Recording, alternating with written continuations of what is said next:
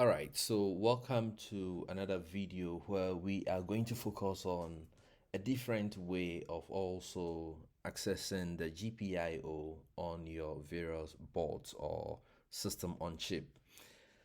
So what I'm going to show you here is quite similar to what you saw in the previous video. The exception, however, is that code that you write in the approach I'm going to show you is more portable than the previous one, okay? And you will see why. So again, let's include our drivers. So I'm including Zephyr kernel.h. This one you will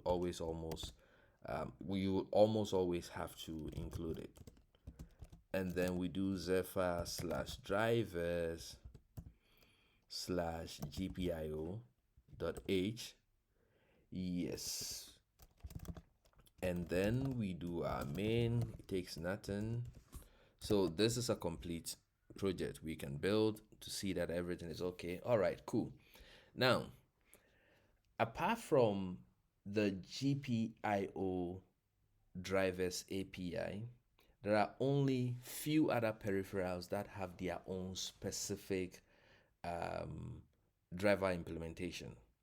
What I mean is, previously I told you you do something like const struct device, and then you give a pointer to your device, right? So something like this. And this is something you are going to see a lot of the times. But there are a handful of peripherals that deviate a bit from this convention, and the GPIO is one of them. Now, what you do instead of device is you say GPIO DT spec. Okay, so you are not accessing a generic device driver. This is specifically for the GPIO. And then I'm targeting an LED, and then I'll say GPIO DT spec gets. I must confess that some of these names can be quite difficult to memorize, but it comes with getting your hands dirty. All right. Now, here I'm going to use a device alias. So I use DT alias, and then the alias here I'm going to use is LED 0, and then I will say it is on the GPIOs. This might be a bit confusing until we look at the device tree source. So the previous technique and this technique heavily depend on the device tree source, and this is why I mentioned in an earlier video that there isn't much you can do in Zephyr if you haven't spent time to understand the device tree. Okay, so let's go to our board device tree. First of all, I have seen LED 0, so let's check for LED 0, and you see down here there is an LED 0, LED 1, LED 2. And remember, in the introduction to Devicetree video, I mentioned that aliases are just another names that you assign to references of nodes that have already been defined somewhere. So here, LED 0 is basically referring to green LED 4, LED 1 is orange LED 3, LED 2 is red LED 5, LED 3 blue LED 6.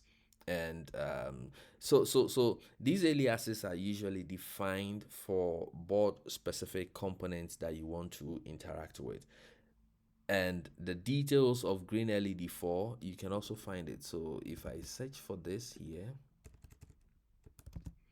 you can see that there is the green LED 4 somewhere. So just have the habit of searching for things in the device tree source, and then you should be able to help with your understanding, right? So you can also see that the GPIOs we are referencing is also defined somewhere in the device tree source. So we are saying we are looking for a node with the alias LED 0, and it's in the GPIOs. So this gives us access to the LED itself, right? Now we can come and then do the other convention where we have a return, because most of these things also return stuff for us. So I can do if not device is ready, is ready, then here I'll say the led dot port. Okay, then I return -1. If you look at the device tree spec, I hope they can let me go in there. Yes, you can see that in here there is the device. You understand? So when you are using a device implementation that is specific to the peripheral, somewhere in its struct there is embedded the generic device that you saw from the previous video.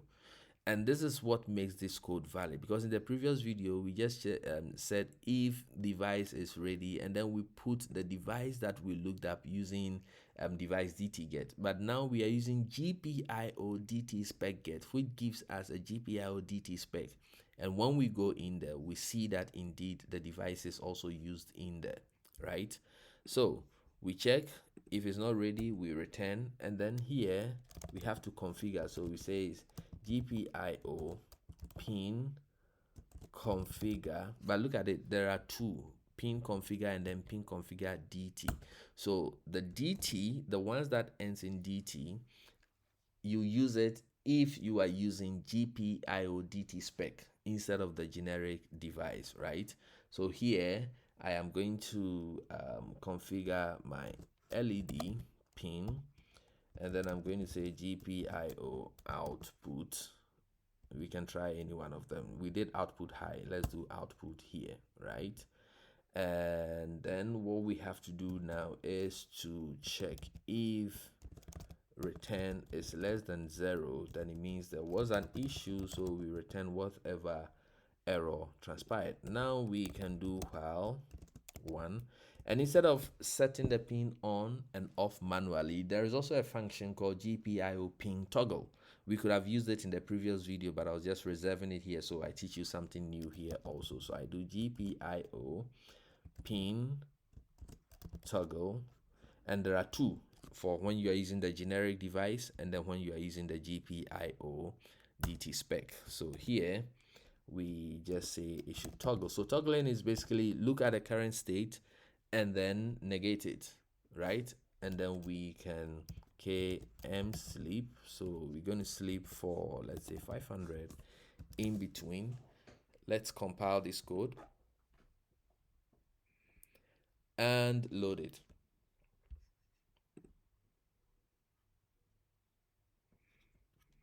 And then let me switch so you can see me. And here we have it blinking. So we can change the LED alias to another one, and then we see. Okay, so let's go back to the desktop.